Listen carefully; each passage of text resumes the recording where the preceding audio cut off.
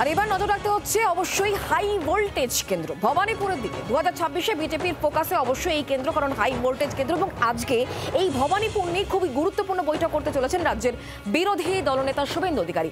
2026-এর নির্বাচন যখন আসন্ন, তখন পদ্মের নজরে ভবানীপুর।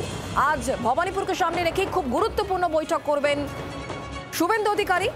তৃণমূলকে হটানোই লক্ষ্য, এই মন্তব্য করেছেন বিজেপি রাজ্য সভাপতি শ্রমিক ভট্টাচার্য।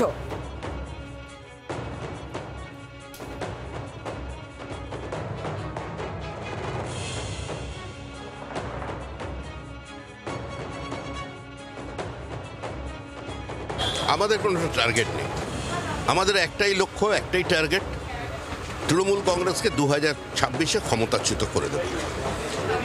আর মানুষের টার্গেট তৃণমূল কংগ্রেস। এই নির্বাচনে বিজেপি উপলক্ষ্য মাত্র। লড়াই মানুষের সঙ্গে তৃণমূল কংগ্রেসের। তৃণমূল মানুষের বিরুদ্ধে, প্রকৃতির বিরুদ্ধে, রাজ্যের স্থিরতার বিরুদ্ধে, নিরাপত্তার বিরুদ্ধে যুদ্ধ ঘোষণা করেছে।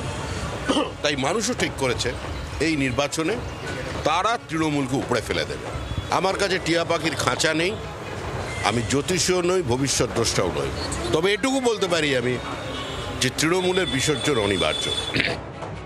পাল্টা তৃণমূল কংগ্রেস নেতা অরূপ চক্রবর্তী, তার বক্তব্য কি শোনাবো।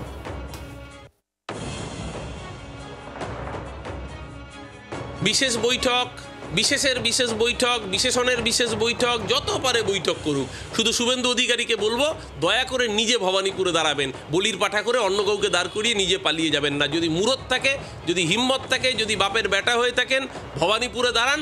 হিম্মত থাকলে মমতা ব্যানার্জির বিরুদ্ধে প্রতিদ্বন্দ্বিতা করুন। 1 লাখ ভোটে ভবানীপুর যদি না হারিয়েছে, পরের দিন শুভেন্দু অধিকারী এখানে যে বক্তব্য রাখবেন তার বিরুদ্ধে কোনো প্রতিবাদ করবো না। ভবানীপুরের মানুষ ওকে 1 লাখ ভোটে ভবানীপুরের নির্বাচনে হারাবে। পালাবেন না শুভেন্দুবাবু। বাংলার আওয়াজ, বাঙালির আবেগ, জি 24 ঘন্টা।